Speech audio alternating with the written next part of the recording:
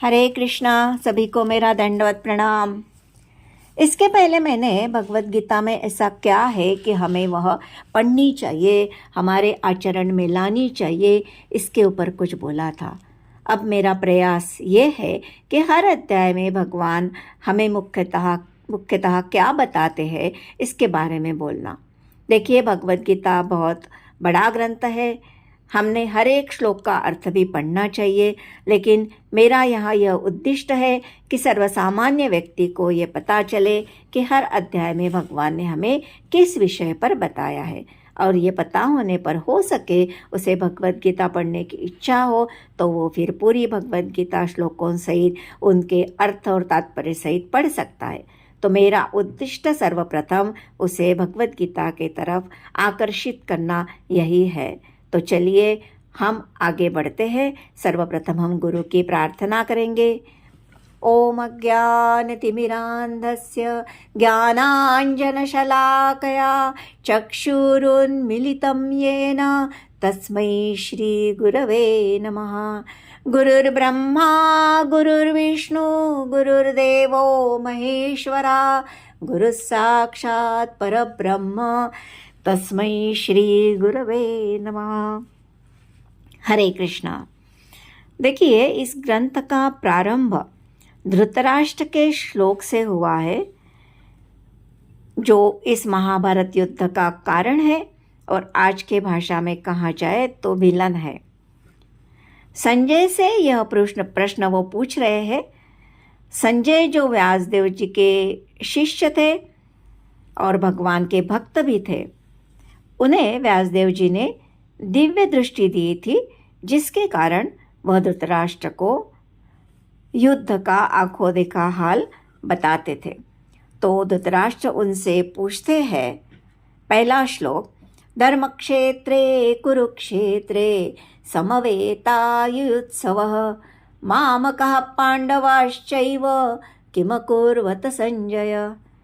तो जो कुरुक्षेत्र है वो धर्म क्षेत्र भी कहा जाता है।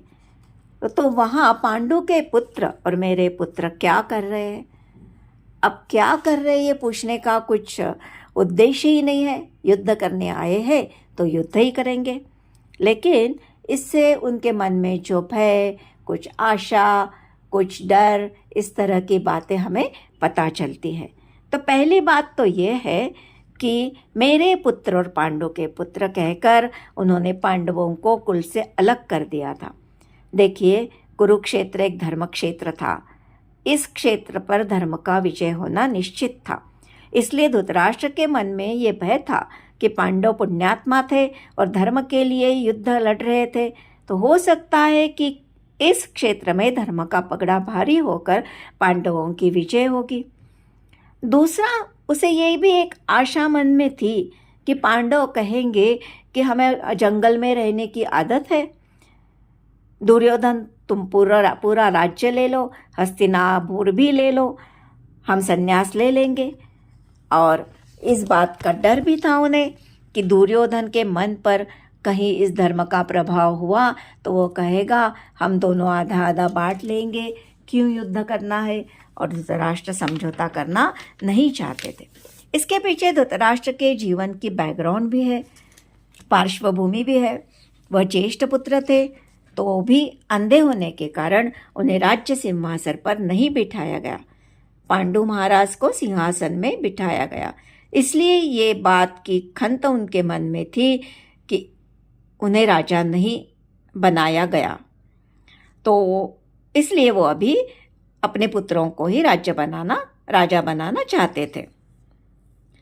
अभी एक और पॉइंट पर मैं बोलना चाहूँगी कि भगवत गीता जो सुनता है उसके मन में ज़रूर परिवर्तन आता है।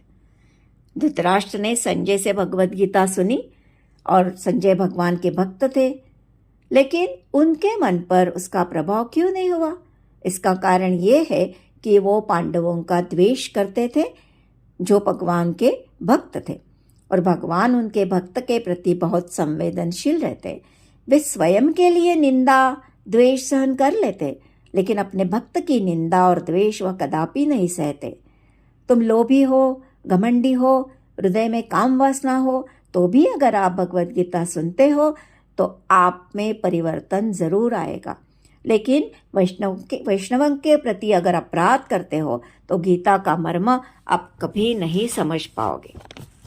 दुर्योधन एक राजनीतिक था। उसे पांडवों की सेना की व्यूह रचना देखकर थोड़ा भय लगा था, लेकिन उसने उसे दिखाया नहीं। द्रोणाचार्य जो उनके गुरु थे और कौरवों के सेनापति थे, उनके पास जाकर कहने लगे कि अभी आप कुछ गलती नहीं करना, अच्छे से मन से युद्ध करना, ईमानदारी से लड़ना। वो यह जानता था कि द्रोण और भीष्म पितामह उसकी तरफ से युद्ध तो लड़ रहे थे, लेकिन वो पांडवों से अतीव प्रेम करते थे। दूसरा उसका संकेत इस तरफ था कि द्रोणाचार्य को ये पता था कि धृष्टद्युम्न जो पांडवों के सेनापति थे, उसका जन्म द्रोणाचार्य के वध के लिए ही हुआ था। ये जानते हुए भी उन्होंने उसे धनुर्विद्या दी थी और उसी का उपयोग करके उन्होंने व्यूह रचना बनाई थी, जिससे वह भयभीत था। वह द्रोणाचार्य को कहता है कि देखिए, पांडव कितने कृतज्ञ हैं, आपसे ही विद्या सीखकर आपके सामने युद्ध के लिए खड़े हैं। वास्तविक दुर्योधन थोड़ा डर गया था। उसे युद्ध से डर नहीं लग रहा था, क्योंकि उसे ये पता था कि जब तक भीष्म पितामह और द्रोणाचार्य जैसे शूरवीर पुरुष उसके पक्ष में योद्धा है, उसके साथ खड़े हैं, तब तक उसे किसी से डरने की कोई ज़रूरत नहीं है। लेकिन उसे व्यक्तिगत रूप से भीम से डर था, और इसका कारण था कि भीम की 3 प्रतिज्ञाएं। सभी कौरवों को मैं ही मारूंगा। दूसरी प्रतिज्ञा थी, जिस जंगा पर दुर्योधन ने द्रौपदी को बैठने के लिए संकेत किया था, उसकी जंगा में फोड़ दूंगा। तीसरी प्रतिज्ञा थी, जिन हाथों से दुशासन ने द्रौपदी का चीरहरण किया, उन हाथों को तोड़कर उसकी छाती फाड़कर रक्तपात करूंगा और द्रौपदी उसके सर पर खड़ी होकर स्नान करेगी। कितनी भयंकर प्रतिज्ञा थी, और दुर्योधन को मालूम था कि वह प्रतिज्ञा भीम जरूर पूरा करेंगे, इसलिए वह डरता था। भगवद गीता में हर एक सिचुएशन जो है, उसके पीछे भगवान कृष्ण की कुछ न कुछ लीला ज़रूर थी, योजना ज़रूर थी। भीष्म पितामह भगवान के शुद्ध भक्त थे, तो भी उन्होंने कौरवों का पक्ष लेकर युद्ध किया। क्यों किया होगा? जैसे विदुर सभा छोड़कर चले गए, ये भी जा सकते थे, लेकिन भगवान यह चाहते थे कि वे कौरवों के पक्ष में लड़े, क्योंकि अगर भीष्म पितामह और द्रोणाचार्य जैसे वीर दुर्योधन के पक्ष में नहीं होते तो वो युद्ध करने का साहस ही नहीं करता, और फिर उनका सफाया कैसे होता। इसलिए वो भीष्म पितामह को माध्यम बनाना चाहते थे, और ये भी बताना चाहते थे कि अगर तुम अधर्म का साथ दोगे तो तुम्हें उनका पक्ष लेना पड़ेगा। अर्जुन का जो रथ था वो स्वयं अग्निदेव ने प्रदान किया था। उसके घोड़े गंधर्व के राजा चित्रवत से मिले थे। उसके पक्ष में साक्षात भगवान कृष्ण थे। अनेक देवी देवताओं की उनके ऊपर कृपा थी। उनके ध्वज पर हनुमान विराजित थे।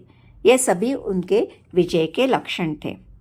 अब सभी के शस्त्रों का नाम बताकर और भगवान के भी अलग अलग नामों के अर्थ बताए गए, सभी के शंखों का नाम बताया गया और शंखनाद किया गया और युद्ध की घोषणा हो गई।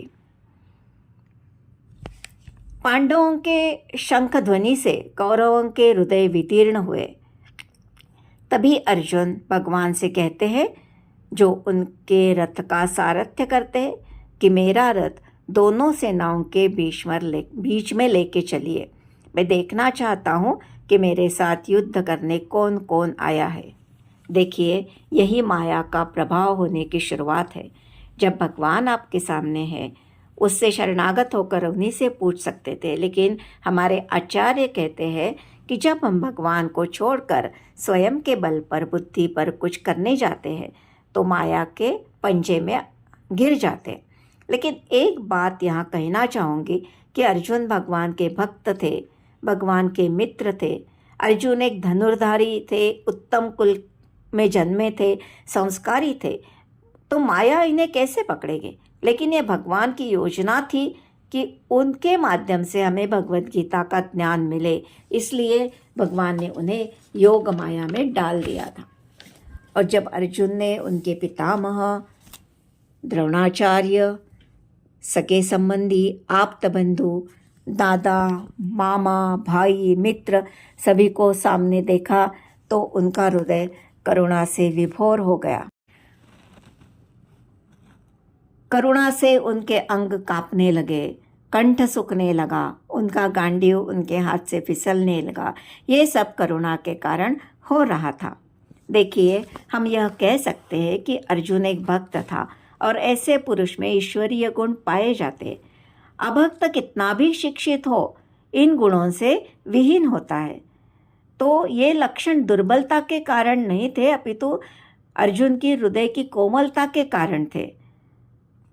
तो वह कहते हैं कि इन्हें मारकर मुझे क्या सुख मिलेगा, मुझे कुछ नहीं चाहिए, मैं संन्यास लेकर भीख मांगना पसंद करूँगा, लेकिन मैं ये सभी को मार नहीं सकता है। देखिए, यहाँ यह कहा है कि अर्जुन अपना कर्तव्य कर्म छोड़कर संन्यास लेना चाहता था।